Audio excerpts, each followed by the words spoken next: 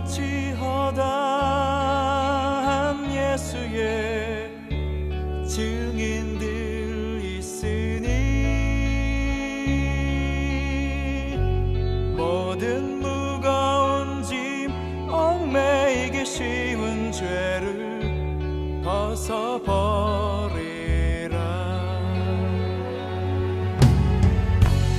우리 앞에 펼쳐진 삶들을 믿음의 경주니 인내로서 모든 경주들을 힘써 싸워 승리하여라.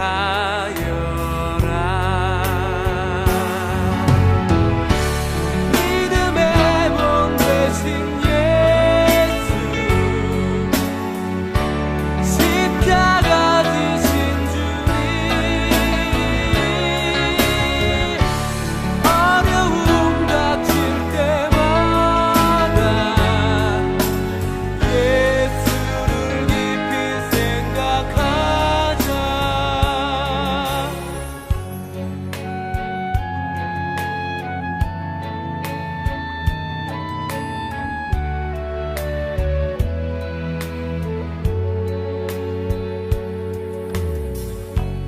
구름같이 허다한 예수의 증인들 있으니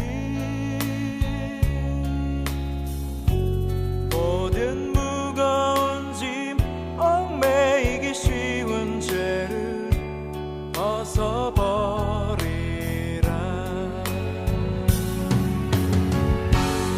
우리 앞에 펼쳐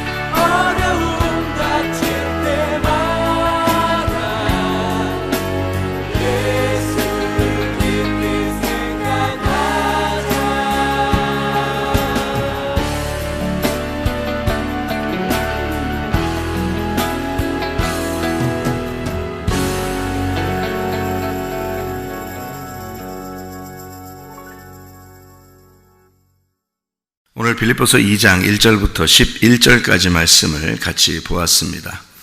빌립보서 2장 1절부터 11절까지 말씀은 그리스도 예수의 마음을 품어야 된다, 이런 내용을 우리에게 전달해 주는 말씀입니다. 여기에서 4절에 보니까 이런 말씀이 있어요. 각각 자기 일을 돌볼 뿐더러 또한 각각 다른 사람들의 일을 돌보아 나의 기쁨을 충만하게 하라. 이 말이 돌본다는 말이 뭘까요? 자기 먼저 생각해라, 그런 말이에요. 자기를 돌봐줘야 된다 먼저. 그리고 다른 사람도 돌봐줘라, 이런 얘기에 자기 먼저 돌보고 다른 사람 돌보. 이렇게 한국말로 보면은 좀 그렇게 또 보여요, 그죠? 이게 이제 이 말이 돌본다는 말이 스코페오라는 단어인데요. 스코페오라는 단어는 주시한다는 말입니다. 잘 주시하고 쳐다보고 이렇게 잘 이렇게 지켜보라 이런 말이거든요. 그렇게 말을 보면 이제 완전히 다르죠.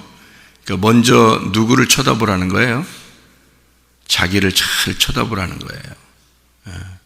자기를 먼저 쳐다보고 다른 사람을 보라는 거예요. 자기 안 보고 다른 사람 먼저 보니까 자꾸 비판하고 그러는 거예요. 사람들 얘기하고 다른 사람 얘기하고 자기 안 보고.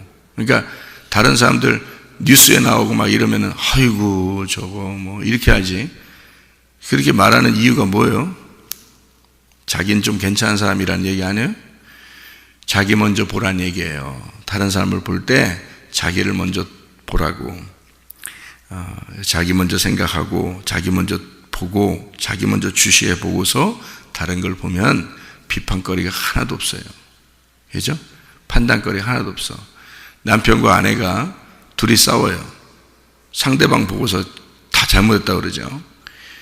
자기 먼저 쳐다보세요. 자기 먼저 보란 얘기야 이게.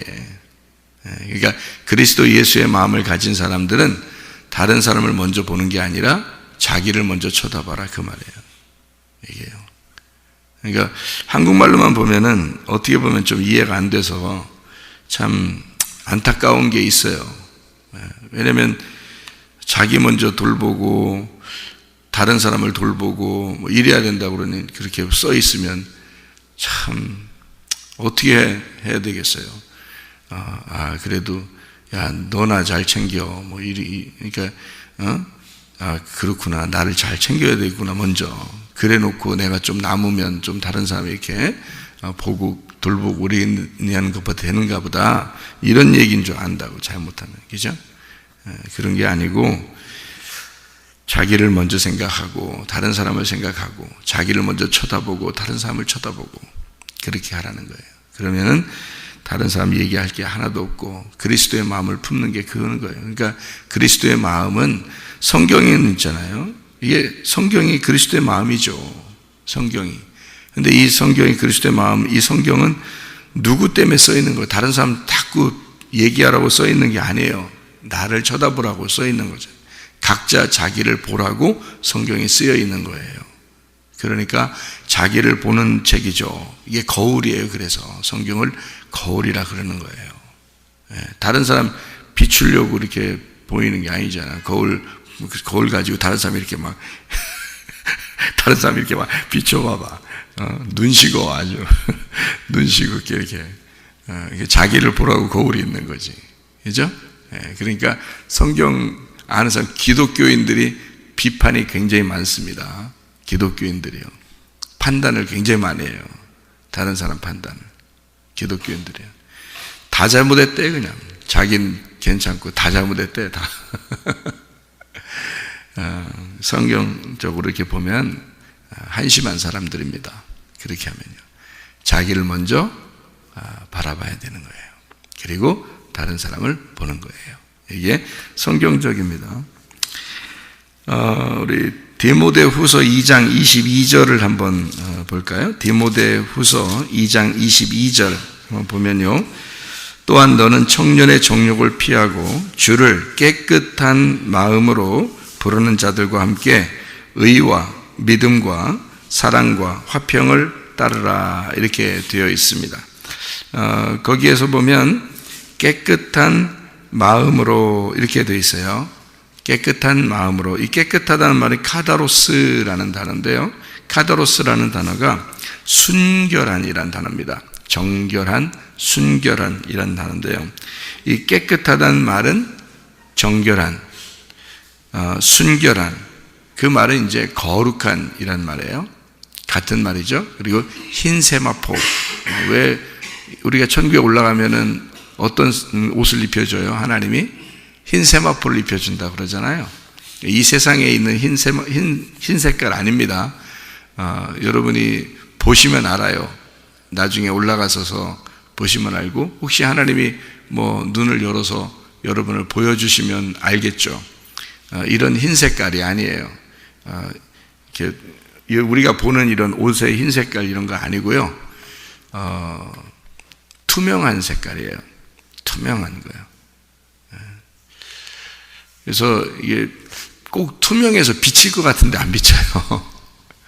그러니까 흰 색깔인데, 흰 색깔, 우리 같은 보는 흰 색깔 이렇게 보여지는 그런 흰 색깔이 아니고 투명한 옷이에요. 투명한 옷 같은데 빛이 나서 희게 보이는 거예요.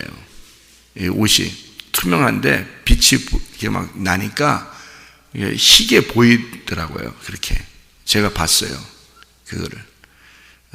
천사가 그렇게 옷을 입고 저에게 와서 제가 이렇게 가까이서 봤어요. 그거를. 이게 눈을 쳐다보니까 얼굴도 잘 안 보여요. 얼굴이 분명히 안 보여요. 왜 안 보이냐면 빛이 나니까 안 보여요. 빛이 나니까. 머리도 빛이 나니까 안 보여요. 그런데 이제 그 분명히 머리카락이 있어요. 눈도 있고 코도 있고 입도 있어요. 안 보여요. 빛이 나니까 안 보이는데 분명히 있어요. 제가 그게 알겠어요. 그냥 보이는데 알겠어요. 알겠는데 안 보여. 빛이 나니까 안 보였는데 분명히 눈, 코, 입이 있어요. 근데 이 세상 사람들 얼굴 중에서 참 가장 아름답다 하는 것보다 더 아름다운 모습이에요. 분명히 손가락도 있어요. 손도 있고요. 팔도 있고 다리도 있고 다 있어요. 똑같은데 빛이 나니까 그게 이제 잘 안 보여서 이렇게 빛으로 이렇게 보이는데요. 옷도 이게 이런 하얀색을 흰 세마포라고 하니까 흰 색깔인 줄 아는데 뭐 결혼식 할 때 입는 그런 흰 세마포 같이 그렇게 생각을 하는데요. 거의 투명한 색깔 같은 거예요. 아주 막 부드러워서 가늘가늘한 그런 옷인데 분명히 속이 안 보여요. 그리고 옷이 분명히 투명한 그런 색깔 같은 거예요. 근데 빛이 막 나죠. 깨끗하다, 거룩한 이런 정결한 마음이 그래야 된다는 말은 그런 거룩한 마음, 깨끗한 마음, 그런 순결한 마음, 흰 세마포와 같은 그런 마음, 이것은 뭔가 막혀 있는 게 아닌 거죠. 막혀 있는 게 아닌 마음을 얘기하는 거예요. 그러니까 열린 마음이죠. 열린 마음. 그런 마음을 가져야 된다. 그런 얘기거든요. 그러니까 열렸다는 말을 여러분 잘 다시 생각을 해보세요. 열렸다. 열렸다는 것은 이게 뚜껑이 덮여 있는 것을 열렸다 그래요? 아니죠. 덮여 있는 것은 막혔다 그러지. 뚜껑이 열린 것을 열렸다 그러죠. 예, 그게 정결한 마음이에요. 그러니까 열렸다 그 말이죠. 이게 밤송이를 여러분이 이렇게 밤이 떨어지면 밤송이가 있어요. 그냥 그대로 이렇게 짚고서 먹을 수 있어요? 조금 아프겠죠. 예, 그렇게 못 먹어요. 이거를 반드시 어떻게 돼요? 열어야 되죠. 이걸 나무 같은 것으로 이렇게 열고 신발로도 이렇게 발로도 이렇게 막 까고 그러죠. 예, 그래서 까면은 또 그대로 먹을 수 있어요? 밤을? 아니죠. 그거 또 까요. 깐데 또 까. 그래서 깐데 또 까가지고 계속 뭐가 나올 때까지. 그러니까 이 빼쭉빼쭉한 밤송이가 있는데 그거 까면 이 밤알이 나오죠. 밤알이 나오는데 그대로 또 못 먹어요. 그 밤알을 또 까요. 까면 또 그대로 먹어요? 안 해요. 뭐가 또 털이 있어. 그래서 그 털을 또 딱 까. 그러면 이제 그때 이제 아주 맛있는 밤이 나오죠. 그래서 계속 이렇게 까는 거예요. 연다 이거죠. 계속 열어. 그러니까 마음을 계속 여는 거예요. 우리가 마음을 계속 이렇게 여는 거예요. 그거를 성경에서는 뭐라고 그러냐면 할례라 그렇게 말하는 것입니다. 할례. 여러분 할례를 뭐라고 생각했어요? 남자들 그냥 뭐 수술하는 거 이런 거를 생각했어요? 그건 마음의 할례가 아니죠. 그건 육체의 할례지. 그렇죠? 육체의 할례는 우리에게 별 의미가 없어요. 해도 되고 안 해도 돼. 그런데 성경에서는 마음의 할례를 받으라 그랬어요. 마음의 할례는 뭐예요? 껍질이 까지는 거예요. 껍질을 까는 거란 말이에요. 그래서 여러분의 마음에 껍질이 덮여 있으면 마음이 덮여 있는 거예요. 안 열린 거죠. 그러면 깨끗하지 않고 그걸 뭐라고 그래? 더럽다 그래요. 하나님이 보실 때는 너 마음이 열리지 않았다. 너 할례를 받지 않았다. 마음의 할례를 받지 않았다. 그런 말이에요. 그러니까 마음의 할례를 받은 사람은 어떻게 해? 마음이 열려져야 되죠. 마음이 이렇게 벗어져야 돼. 까져야 돼. 그래서 그렇게 되려면 어떻게 해야 돼요? 하나님 말씀도 마찬가지예요. 하나님 말씀이 하나님의 마음인데요. 이 마음이 열려야 되죠. 그래서 껍질을 자꾸 벗겨내고 까야 돼요. 그래서 껍질을 벗겨줘서 잘 먹을 수 있도록 껍질을 벗겨주고 이 속에 있는 내용이 무엇인지를 잘 이렇게 알맹이를 알려주는 게 설교예요. 그게 설교라고요. 그래야 성경을 알 수가 있어요. 그걸 안 알려주고 그냥 있는 그대로 야 성경 읽으면 된 거지 뭘 읽고서 그냥 그대로 그냥 있는 그대로 쭉 이렇게 얘기해 주면 그건 누구나 다 알 수 있어요. 그런 건 누구나 다 알 수 있어요. 그럼 목사 필요 없지 뭐하러 목사 세우나 하나님께서 생각을 하면. 목사는 하나님의 말씀을 열어서 이것을 속에 있는 내용을 설명해 주는 자예요. 그런 사람들이 주의 종이라 그러는 거예요. 그러니까 그거를 아는 사람들은 아무나 주의 종이라고 하지 않죠.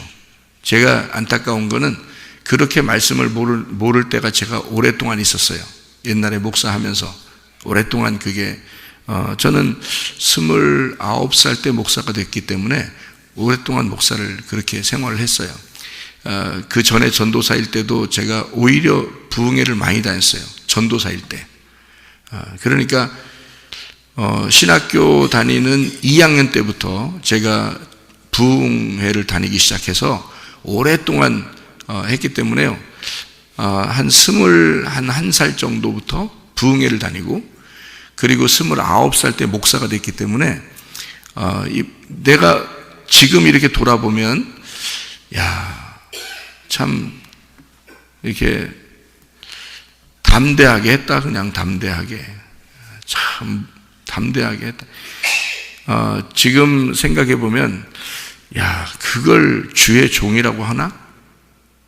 그런 걸?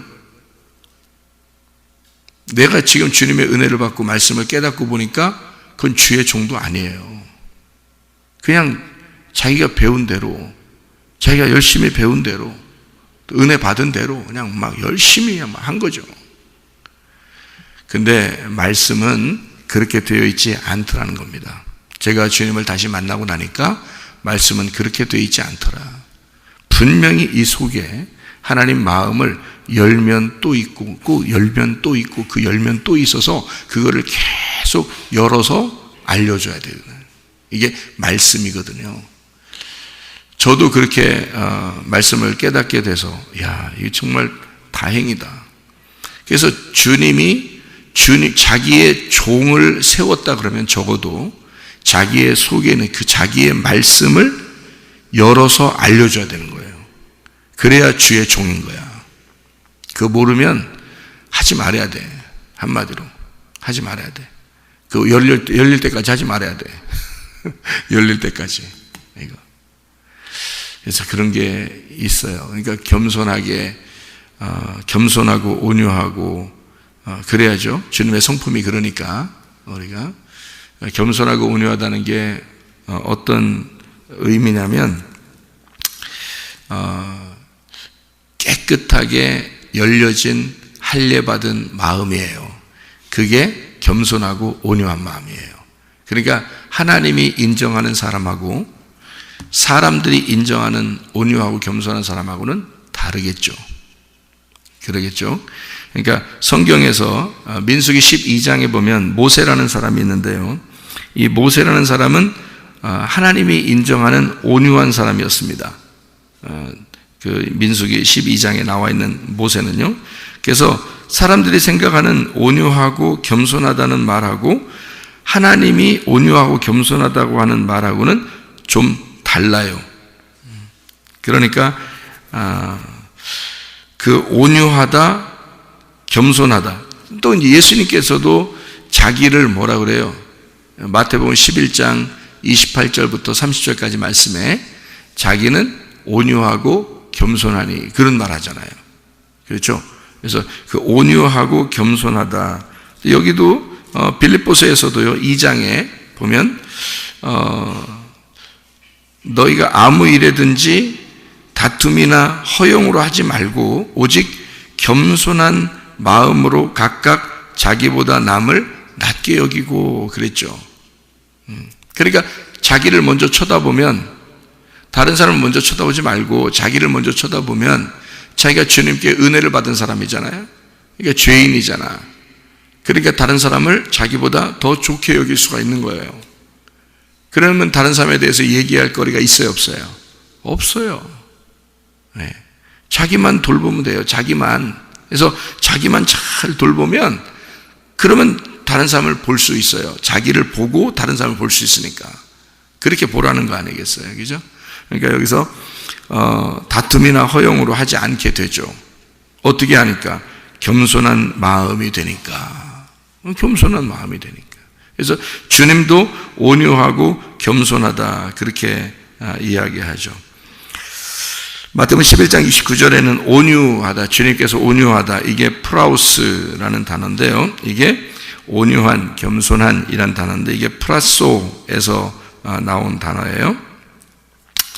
이게 계속적으로, 습관적으로 수행하고 성취하고 세금을 내고 뭐 이런 거죠. 의무적으로 이렇게 막 억압되어 있는 그런 걸 말하는 거예요. 그런 마음으로 사셨다는 얘기고, 겸손이라고 하는 말이요, 여기 지금 나와 있는 빌립보서 2장에 3절의 말씀에 보니까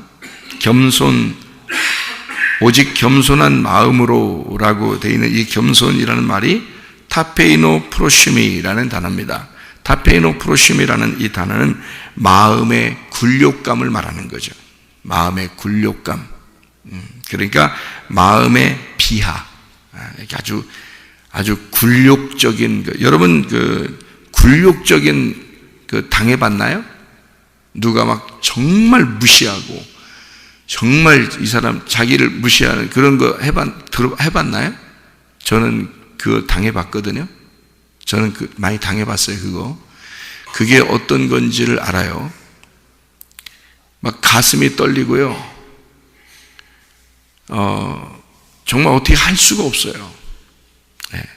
그 마음의 어떤 굴욕감을 이렇게 갖게 되면, 정말 무시당하고 정말 굴욕감을 당하면요, 가슴이 떨리고 정말 어떻게 할 수가 없어요. 그래서 그게 몇 번 이렇게 당하잖아요. 그러면 주눅이 들어요. 주눅이 들어서 뭘 말할 수가 없어요.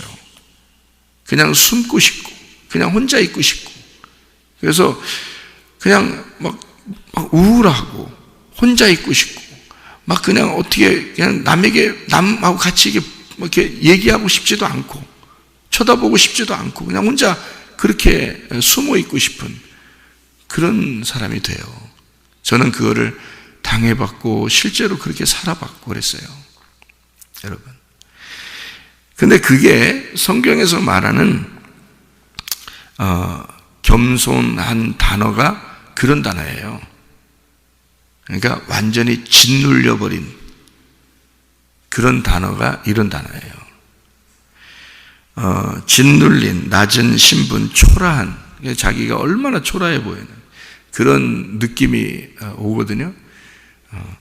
아마 여기 앉아 계신 여기 설교를 듣는 분 중에서 제가 아마 그런 가장 그 굴욕감을 가져본 사람 중에 하나일 거예요, 제가. 그래서 그런 마음을 알아요. 이게 무슨 마음인지를 아는데, 이게 타페이노, 굴욕을 주다, 아래로 끌어내리다, 이런 단어예요. 그렇게 나온 단어, 타페이노시스, 억압된, 낮은 신분이라는 말이고요. 그래서 이것은 완전히 짓눌려버린 이란 단어에서 우리가 이것을 볼 수 있는 단어거든요. 그러니까 예수님께서 하늘나라에 계시다가 이 땅에 내려온 자체가, 이건 하늘나라의 그 영광을 버리고 이 땅에 내려오신 그 자체가 겸손이에요. 그러니까 예수님 입장에서는. 그러니까 모세가 어떻겠어요? 모세가 어떤 마음이겠어요? 민수기 12장에 모세가 온유하죠. 그러니까 하나님이 모세를 온유하다 그러잖아요. 그러니까 어떻게 된 사람이에요, 이 사람이? 애굽에서 왕자로 자라났어요. 40년 동안을 왕자로 살았어요. 그런데 광야로 도망 나왔거든요. 거기 광야로 도망 나와서 거기서 40년을 있었어요. 왕자로 살다가 40년을 광야로 살았어요. 누구랑 비슷한 것 같아요? 하늘 영광 버리고 이 땅에 내려오신 주님하고 비슷하죠. 그래서 모세가 자기가 사람을 죽이고 도망 나왔지만, 모세가 사람을 죽이고 도망 나왔지만 히브리서 11장에는 뭐라고 나와 있냐면 그가 자기의 영광스러운 왕자의 자리를 버리고 왔다, 그렇게 얘기했어요. 그러니까 성경은 이렇게 두 개로 해석을 하죠. 모세는 사실 도망 나온 거예요. 사람을 죽이고 이것이 이제 정치적으로 이제 엮이기 싫어서 도망 나온 거거든요. 그런데 하나님은 그것을 어떻게 표현하냐면, 히브리서에 어떻게 표현하냐면 영광을 버리고, 애굽의 왕의 영광을 버리고 도망 이렇게 나왔다. 그래서 그가 어려운 사람들과 함께 동행하기를 원했다, 이렇게 나오죠. 그러니까 하나님이 보시는 관점하고 사람들이 보는 관점은 다르죠. 사람이 보는 것은 사람 죽였으니까 정치적으로 엮이기 싫어서 이제 거기도 정치적으로 이렇게 싸움이 있고 그럴 거 아닙니까? 그러니까 거기 엮이기 싫으니까 이제 도망 나온 걸로 보여지지만, 하나님 입장에서 보면 그가 그 영광을 버리고 나왔다, 이렇게 보여지는 거죠. 그 영광을 버리고 나오니까 어때요? 그 자체가 온유하고 겸손한 건데 짓눌려 버리고 40년 동안을 광야에서 훈련받았어요. 훈련받은데 여러분, 하나님께서 어떤 훈련을 시켰어요? 나와요? 안 나와요. 그냥 광야에 사는 자체가 훈련이에요. 그냥 그게 40년, 그게 고통이에요. 여러분, 고통을 받고 고난을 받잖아요. 그 자체가 훈련이에요, 여러분. 그러니까 여러분에게 어떤 병이 생기고, 또는 가정에 문제가 생기거나, 또는 사업에 문제가 생기거나, 뭐 물질적인 문제, 건강의 문제, 이런 것들이, 그래서 우리는 건강의 문제와 물질적인 문제가 두 개가 해결되면 편안합니다. 여러분, 건강하고 물질도 있고 그러면 아주 편안하거든요. 이 세상 살아가는 동안은 별 걱정이 없어요. 근데 건강에 문제가 생기거나 물질에 문제가 생기거나 그러면요, 이게 정말 힘들게 살아요. 그 자체가 뭐냐면 고통이거든요. 근데 그 자체가 고통인데 그게 이제 우리에게 아무것도 답이 없는 것처럼 보이는, 뭐 동서남북 앞뒤를 다 봐도 이게 해결점이 없는 꽉 막힌 것 같은 그런 그 광야와 같은 인생이죠. 뭐 답이 없는 것 같은 뭐 인생들, 이렇게 살다 보면 그게 그 자체가 하나님이 볼 때는 훈련이에요. 그게요.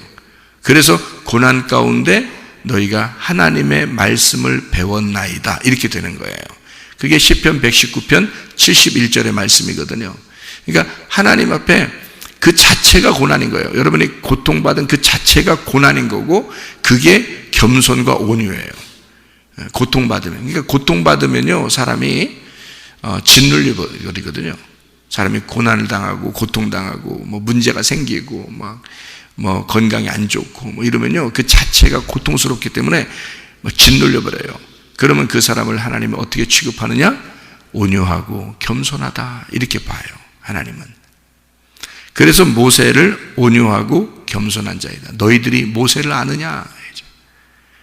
너희들이 모세가 얼마나 고통스럽게 살았는지 아느냐? 그거를 아무도 모르죠. 40년 동안 모세는 사실 처가댁 생활했어요. 생각해 보세요. 그죠? 모세가 자기 집 멀쩡한 궁궐 냅두고 이 땅에 내려와서 처갓집 생활한 거 아니에요? 그죠? 광야에 나와가지고 처갓집 생활하는 게 그래 쉬워요? 며느리가 시댁 생활하는 것도 어려운데 사위가 처갓집 생활한다고 생각해 보세요. 그 쉽겠나? 그러니까 모세가 늘 집에 있겠어? 밖에 나와 있고 싶겠어? 그래서 밖에 나와서 양만 치는 거예요. 양. 잠잘 때만 들어가고. 알아요? 잠잘 때 넣을 때는 안 들어가. 그냥 밖에서 그냥 양들하고 같이 자고. 그러니까 40년 동안 생활을요, 거의 양치기로 살았습니다. 네. 모세가요. 그거는 그의 그 생활 자체가 고난이었었던 것을 알려주는 거죠. 네. 그는 힘들게 살았어요. 그 40년 동안을 정말 외롭게 살았어요. 가족들 다 떠나서 혼자. 그렇죠? 그 자체가 얼마나 고통스럽겠어요? 그리고 처갓집에서 눈치 보면서 살죠? 그리고 늘 거기서, 그러니까 자기는 양을 치면서 늘 밖에서 있는 시간을 많이 가졌다고요. 그러면서 이스라엘 백성, 하나님의 그 마음을 나중에 알게 되죠. 하나님의 마음을, 이스라엘 백성, 그 양들과 같은 그 이스라엘 백성들을 하나님께서 이렇게 목자로서 돌봐야 되는, 그래서 자기를 그렇게 보내는 것을 이제 나중에 알겠죠. 그러니까 이 양들을 치면서 밖에서 주로 생활하다가 40년이 찬 거예요. 40년이, 그게 하루 이틀도 아니고 40년 동안 여러분 그렇게 생활했다고 생각해 보세요.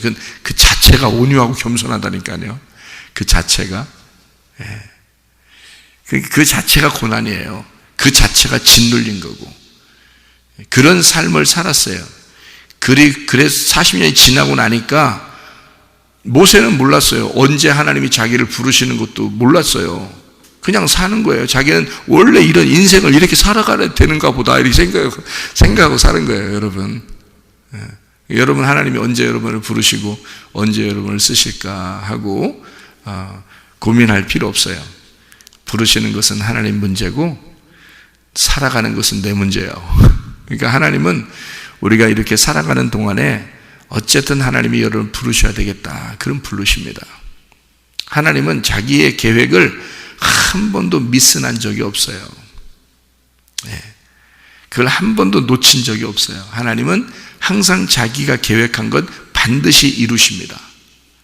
모세를 부르시는 게 세상에 40년이 걸려서 모세를 불러요. 그렇지만 그 시간과 날짜와 그 때를 정확하게 하나님만 아시는 거예요. 모세는 몰랐어요. 근데 어느 날 불이 탁 붙는 것을 모세가 본 거예요. 밖에서 늘 생활하는데 어느 날은 좀 다른 거야. 어느 날 이상해. 뭔가 불이 붙은 거야. 근데 뭔가 이상해. 그날은 괜히 올라가 보고 싶어. 그 불이 붙은 곳으로 괜히 더 올라가고 싶어요. 그래서 올라갔어요. 근데 거기서 하나님이 나타나신 거예요. 여러분, 그는 모세가 계획한 것도 아니고 하나님의 계획이었어요. 모세는 그냥 자기가 그냥 살았어요. 그냥 살아야 되니까 사는 거죠, 자기는.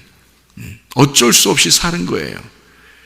언제 하나님이 자기를 불러서 다시 쓰실 거야, 이런 것도 몰랐어요. 그냥 사는 거예요. 우리도 그냥 사는 겁니다. 그냥 우리가 살아가는 자체를 하나님은 보고 계신 거예요. 여러분, 하나님이 우리가 고난당하고 힘들고 그러면 어떤 생각이 들어요? 하나님 나와 함께 하고 있나? 하나님 나를 정말 사랑하시나? 하나님 내 기도는 듣고 계신가? 라고 생각할지 모르죠. 그건 네 생각이고 하나님이 그러시죠. 하나님은 나는 너와 늘 함께하고 있었어. 너의 고난 속에서 내가 같이 있었고, 네가 울고 있을 때 같이 울었고, 네가 웃을 때 같이 웃었고, 너와 늘 함께하고 있었다. 모세가 40년 동안 외롭게 혼자 있는 것 같이 느껴질 때, 40년 동안 광야에서 하나님이 떨기나무에서 부르시기 바로 전까지는요, 모세의 생활이 거의 나타나지 않습니다. 그 말은 40년을 그냥 한결같이 힘들게 살았다는 얘기예요. 그래서 별로 쓸 것도 없다는 얘기예요, 성경에. 40년을 살았는데, 광야에서 40년을 살았는데 별 쓸 게 없어. 성경에 쓰는 내용이 안 나와. 광야에서 어떻게 살았는지 안 나와. 왜요? 그냥 그렇게 살았어요. 근데 하나님은 그 40년 동안 하나님이 모세와 함께 있었어요. 내가 이 모세를 부르리라. 내가 이 모세를 부르리라. 그래서 하나님은 40년이 찼어. 그러니까 하나님은 딱 부르는 거예요. 불 탁 피워놓고 기다리고 있는 거죠. 때가 됐다는 얘기입니다. 여러분, 하나님께서 때를 정하시는 거예요. 우리가 정하는 게 아니고. 여러분이 막 뭐 하고 싶다고 할 필요도 없어요. 여러분, 교회 와서 뭐 좀 하고 싶다 그렇게 할 필요도 없어. 그냥 말씀 듣고 가만히 있는 거예요. 말씀 듣고 가만히 있다 보면 하나님이 여러분 필요로 하시는 곳에 쓰셔요. 하나님이 알아서 불 딱 피워놓고 기다리죠. 그때가 하나님이 부르시는 때예요. 그러면 하나님의 일하면 되는 거예요. 우리가 살아가는 그 자체가 하나님이 우리와 동행하시고 함께 하셔요. 우리는 굉장히 노력해서 하나님을 만나려고 하지만 하나님은 그냥 우리와 함께하고 계신다고요. 모세가 광야 40년 동안 아무것도 안 하고 그냥 있는 것 같아요. 자기 힘들고 어렵고 외롭고 울고 그랬겠죠. 가족들 다 떠나서 혼자 그랬지만 그가 하나님이 함께 하시고 계시다는 사실을 잘 몰랐을지도 몰라요. 그런데요, 어느 날 하나님이 진짜 나와 함께 하시고 있었구나 라는 것을 깨달은 날이 왔어요. 40년이 지나서 깨달은 거예요. 그 40년 동안의 그 고통을 하나님은 아셨고, 그래서 누가 모세를 막 뭐라고 하잖아요. 민수기 12장에 누가 모세를 뭐라 하면 니네가 모세를 아느냐, 니네가 모세를 아느냐, 나는 모세를 안다. 누가 내 모세한테 뭐라고 하느냐, 니네가 뭔데 모세한테 그러느냐, 응? 니네가 뭔데 나의 종에게 니네가 뭔데 얘기하느냐. 그래서 그 자리에서 문둥병 걸리게 만들어버려요. 그러니까 하나님은 모세를 변호하시는 거죠. 왜? 하나님이 40년 동안 모세가 어떻게 생활했는지 알아요. 얼마나 힘들고 고통스러웠는지 하나님이 함께 하셨어요. 다 알아요. 다른 사람들은 모르죠. 제가 그냥 갑자기 말씀 알고 갑자기 나타나서 목사하는 줄 알죠? 저요? 목사 예전에 젊을 때 신학교 다니면서 신학교 2학년 때 21살 때부터 부흥회 다닌 사람이라고 제가 얘기했죠. 귀신 쫓고 병 고치고 부흥회 하고 그랬던 사람이에요. 그런데 막 잘 이제 하려고 하다가 교회도 부흥하고 막 잘하려고 하다가 다 망했어요. 저요. 내가 죄 가운데 있었어요. 그리고 다 망해버렸습니다. 그때 저는 가정도 교회도 다 풍지박산 났습니다. 저는요. 다 잃어버렸어요. 여러분이 그 고통 알겠어요? 내가 얼마나 자존심이 센 사람인데요. 내가 얼마나 자존심이 센 사람인데 그거를 다 깡그리 무너져서 내가 이 세상에서 바닥을 겨야 되는 그런 사람, 숨어 있고만 싶은 사람으로 내가 사는 것이 하루 이틀이 아니에요. 몇 년을 그렇게 살았어요. 몇 년을.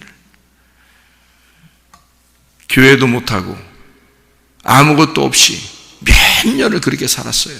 어느 날 갑자기 나타나서 목사로서 하나님 앞에 주인께서 다시 부르셨다고 세워져서 말씀을 깨달았다고 얘기하는 게 그냥 순식간에 그냥 나타난 줄 알아요? 여러분? 그렇지 않아요.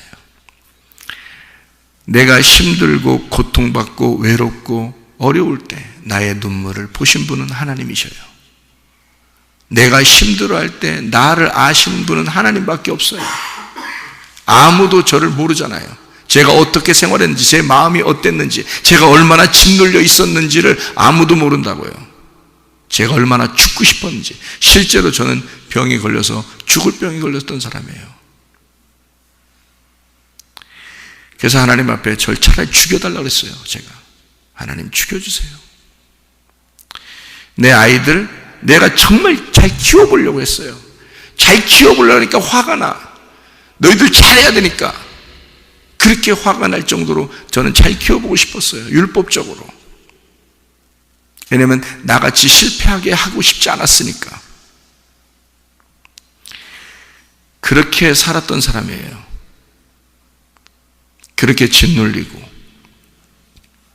외롭고 아무도 나를 알아주지 아니하고 나를 비난하는 것 같고 나를 욕하는 것 같고 실제로 욕도 많이 했고 저한테. 그래서 그렇게 힘들게 살았던 사람이에요. 그러다가 어느 날 주님께 내가 이렇게 살면 안 되겠다.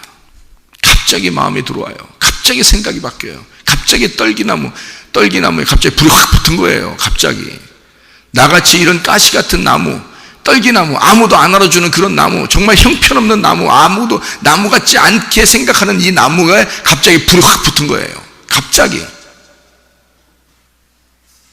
불이 붙어가지고 막 생각이 바뀌는 거예요. 마음이 바뀌는 거예요. 내가 하나님 앞에 회개해야 되겠다. 내가 하나님 앞에 오늘 쇼부를 봐야 되겠다. 내가 하나님과 내가 오늘 해결하지 못하면 난 일어나지 않으리라 해서 무릎을 꿇었어요. 그리고 하나님 앞에 기도했어요. 정말 엉엉 울면서 기도했어요. 왜냐하면 내 신세가 너무 한탄스럽거든. 내가 너무 초라했거든. 내가 너무 힘들었거든. 살 희망조차 없었거든. 차라리 죽는 게 낫었거든. 내 아이들 내가 그렇게 잘 키워보려고, 율법적으로 그렇게 잘 키워보려고, 아이들 유학 보내서 중국어도 영어도 다 시켜보려고 그렇게 다 했는 사람이거든요. 열심히 나보다 더 훌륭한 사람 키워보려고 그렇게 했는데, 내가 죽을 병이 걸리니까 어떤 마음이 드냐면, 이런 아이들도 누군가라도 잘 키우겠지 하면서 그냥 내가 내 자신을 포기했어요. 하나님, 나 죽여주세요. 살고 싶지 않습니다. 내가 죽을 수 없으니까. 내가 죽으면 가룟유다 같이 될 것 같아서 그냥 하나님, 나를 죽여주십시오. 내가 병이 났을 때 그렇게 고백하며 기도했어요. 그랬더니 하나님이 살려주는 거예요. 그냥 살려줘서 겨우 생명이 자꾸 사는 거예요. 그냥 그래서 살았어요. 그냥 살아서 그냥 살아야 되니까 그냥 또 살았어요. 안 죽이니까 하나님이. 그러다가 오늘 하나님 앞에 진짜 하나님, 내가 오늘 결정하겠습니다. 내가 다시는 이 세상적으로 살지 않고, 눈꽃만큼도 내가, 눈꽃만큼은 아니겠지, 하여튼 내가 다시는 세상적인 길로 가지 않고 오직 하나님만 바라보겠습니다. 내가 다시는 죄 짓지 않겠습니다. 내가 주님만 바라보고 살겠습니다. 그래서 하나님 앞에 엉엉 울었어요. 하나는 억울해서 울었고, 다시는 내가 세상적으로 한 번도 살지 못할 것 같으니까 이제는 아쉽고 억울하고, 그리고 내가 너무 힘들었고, 그랬으니까 거기에 대해서 한탄스러워서 그래서 울었어요. 또 하나는, 하나님, 내가 주님의 일만 하게 됐으니 이제 내가 다시 주님께 돌아왔습니다. 그러니 하나님, 내가 사랑합니다. 주님이 나를 사랑하셨는데 내가 주님을 사랑하지 못한 것 같습니다. 제가 주님을 사랑합니다. 그렇게 고백하니까 다시 만난 사랑처럼 너무 행복한 거예요. 하나님께서 나도 너를 버리지 않았다. 나도 너를 불렀다. 나도 너를 사랑했다. 내가 너를 얼마나 기다렸나 모른다. 그러면서 하나님께서 저에게 말씀으로 만나주셨어요. 그날 말씀으로 만나주시면서 이 말씀이 확 풀어지는 거예요. 깜짝 놀랐어요, 제가. 그래서 내가 그 전까지의 목사는 목사도 아니구나, 그렇게 생각했어요. 아, 이게 말씀이 이렇게 되어 있구나 라는 것을 깨닫게 되고, 계속 지금도 샘물처럼 말씀을 솟아나오게 합니다. 말씀이요. 놀라워요. 그래서 우리 집사람이 그래요. 목사님은 진짜 목사예요. 그래, 저보고. 저희 집사람이. 그리고 목사님 참 행복해 보여요. 그래요, 저한테. 어제 저녁에 잠자기 전에 저한테 앞에 앉아가지고 저를 가만히 쳐다봐요, 우리 집사람이. 그러더니 정말 행복해 보여요. 그래, 목사님은 정말 목사 같아. 정말 행복해 보여요. 그래요. 왜? 진짜 그러니까. 하나님 말씀이 계속 끊이지 않으니까. 그냥 우리 집사람하고 말씀을 얘기하기 시작하면 1시간이건 2시간이건 계속 얘기해 주거든요. 말씀을. 얼마나 행복한지. 말씀이 계속 나오니까 그냥 행복해. 그 말씀 안에 살 수 있으니까. 오늘도 그 말씀이 나를 인도해 주십시오 라고 주님께 맡기고, 내 인생을 주님께 맡기고 살아요. 무슨 죄를 짓겠어요, 여러분? 무슨 죄를 짓게 있겠어? 또 생각을 해보시라고. 매일 말씀으로 인도함 받으면, 여러분, 온유하고 겸손한 마음, 그리스도의 마음을 갖는 거, 예수 그리스도의 마음을 품는 거 갑자기 생기는 게 아닙니다. 하나님 안에서 짓눌림 받은 그 고통, 고난, 훈련, 이런 것이 있는 사람에게 어느 날 하나님은 떨기나무같이 불꽃이 갑자기 일어나는 여러분의 생각과 마음을 갑자기 바꿔주실 때가 와요. 그때는 이 세상적으로 살고 싶은 생각이 눈꽃만큼도 없어져. 오직 주님만 생각하고 살고 싶어져. 주님만 마음으로 품고 살고 싶어져. 오직 예수 그리스도의 마음을 품으라. 이거 설교하는 말로 이렇게 성경에 써 있는 거로 되는 게 아니라 그냥 가슴으로 들어와. 그게 그냥 그리스도 예수의 마음을 품게 돼. 그러면 예수 그리스도의 십자가를 같이 지는 마음으로 가게 되죠.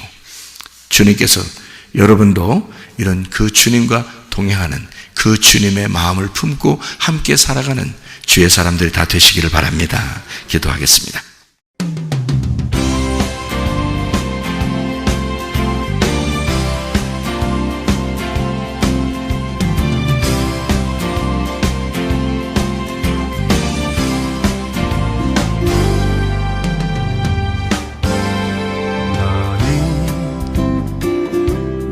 너머로 뻗은 나무 가지에 푸른 열매처럼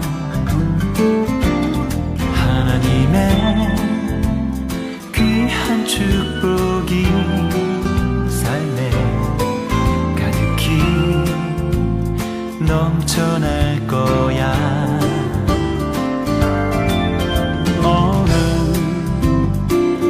어떤 시련이 와도 능히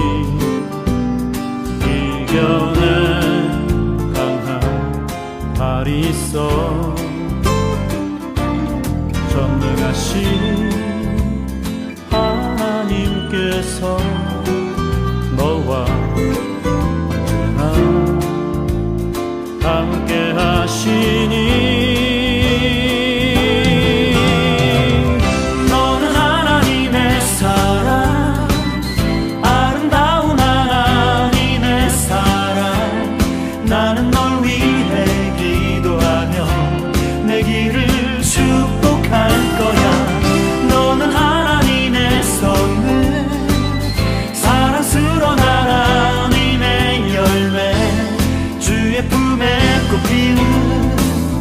나무가 되어줘.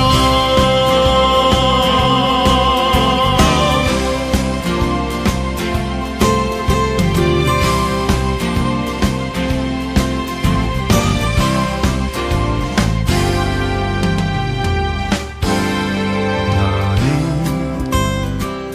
담장 너머로 뻗은 나무 가지에 푸른 열매처럼 하나님의 귀한 축복이 삶에 가득히 넘쳐날 거야. 너는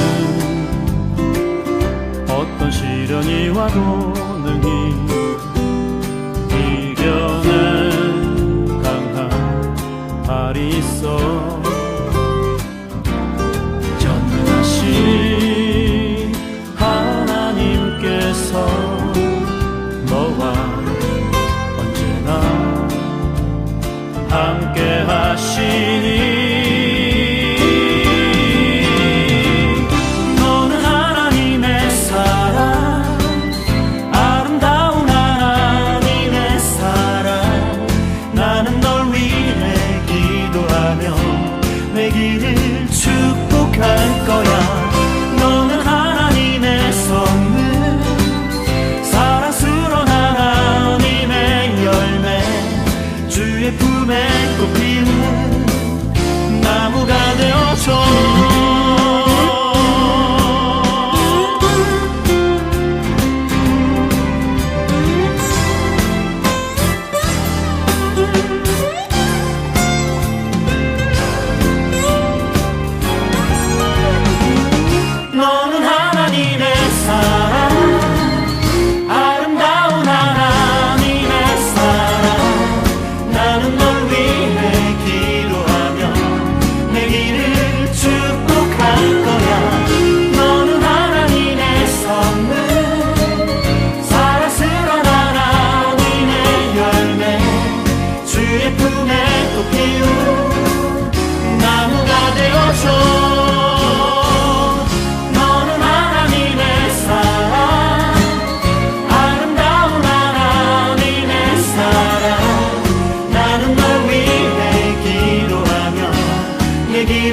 축복할 거야